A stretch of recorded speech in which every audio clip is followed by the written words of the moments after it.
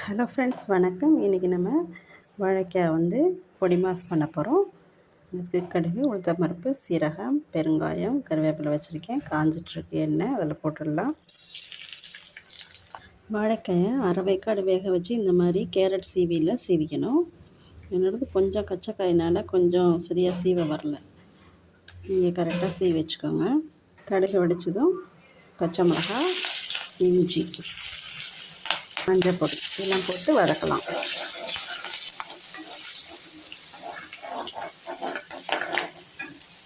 வதங்கினதும் வாழைக்காயை போட்டுடலாம்.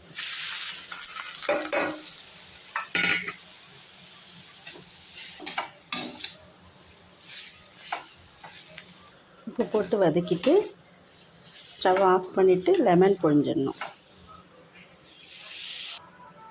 இன்று லஞ்ச் சாதம், தக்காளி குழம்பு, தக்காளி ரசம், வாழைக்காய் பொடி மாஸ் பருப்பு.